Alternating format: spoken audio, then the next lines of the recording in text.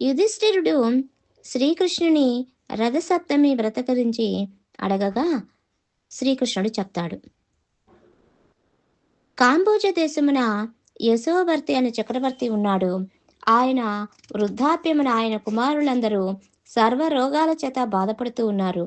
అట్టి కర్మ పరిపాకం ఎందువల్ల కలిగిందో తెలపవలసిందని బ్రాహ్మణ శ్రేష్ఠుని అడిగినప్పుడు ఆ బ్రాహ్మణ శ్రేష్ఠుడు చెప్తాడు, ఓ రాజా, వీరు వీరి పూర్వజన్మలో వైశ్యకులమున జన్మించి మిక్కిలి లోబులై ఉండిరి. అందుచేత వీరిటి రోగాలకు గురి కావలసిన వారయ్యారు. వారి వారి రోగ నివారణకు రథసప్తమి రోజున జరుగు కార్యక్రమాలని చూసినా చాలు అని చెప్తారు. ఓ రాజా, అప్పుడు ఆ రాజు అంటాడు, బ్రాహ్మణుడా, ఏ వ్రతము చూచినంత మాత్రాన జడత్వం నశించిపోను. ఆ రథసప్తమి అను పేరుగల వ్రతం ఎట్లా ఆచరించాలి చెప్పండి అని అడుగుతారు. అప్పుడు ఆ బ్రాహ్మణ శ్రేష్ఠుడు చెప్తాడు, మాఘమాసమునందలే శుక్లపక్షమునవచ్చు షష్ఠీ తిథి రోజునే గృహస్థులు ఈ వ్రతాన్ని ఆచరించాలి అని మనసులో తలచుకోవాలి.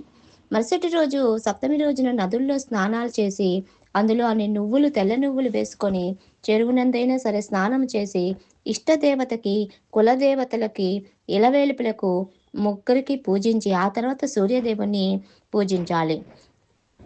సూర్యదేవునికి యథాప్రకారంగా భక్ష్య భోజ్యాలని తయారు చేయాలి. ఆ రోజు తైలం శరీరానికి మాత్రం పూసుకొని స్నానం చేయరాదు. సప్తమి తిథి రోజున నిరాహారుడై భోగాలను విసర్జించాలి. దీపమాలికలతోనూ చిరు గంటలతోనూ మనం సప్తమి రోజున రథాన్ని తయారు చేయాలి. అందులో 7 గుర్రాలను, ఒక రథసారథిని, మధ్యలో సూర్య భగవానుడి యొక్క ప్రతిమను మనం తయారు చేయాలి. అది ఆ ధనం ఉన్నవారైతే కనుక బంగారం, వెండి, రాగి ఇతర లోహాలతో చేయొచ్చు. మామూలు వారైతే కనుక ముగ్గుతో మన నేల మీద వేసుకొని అక్కడ తులసి కోట పెట్టుకొని చక్కగా మనం పూజలు చేసుకోవచ్చు. అదేవిధంగా ఆ భగవంతుణ్ణి మనం ధూపాలతో, దీపాలతో, మంచి మంచి పుష్పములతో, ఆ గంధ వస్త్ర అలంకారాలతో పూజించుకొని ఈ విధంగా ఆయన్ని మనం స్తోత్రం చేయాలి.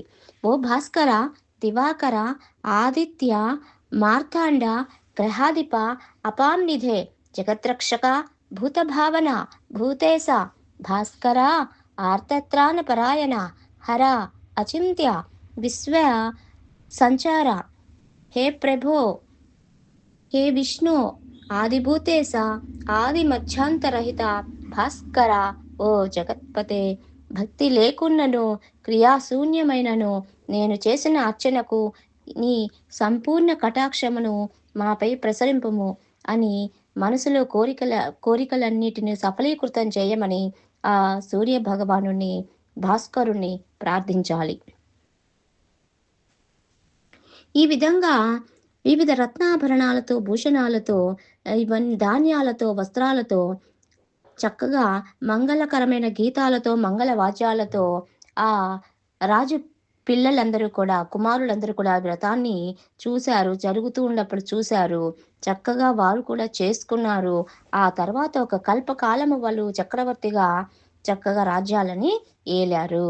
మరుసటి మరుసటి జన్మలో వాళ్ళు చక్రవర్తులుగా జన్మించారు. ఈ విధంగా చక్కగా మనం బంగారంతో, వెండితో చేసినటువంటి గుర్రాలతో కూడా, సారథితో కూడిన రథాలను, శ్రేష్టమైన రథమును మాఘమాస సప్తమి రోజున ఎవరు దానము చేస్తారో వారు చక్రవర్తి కాగలరు.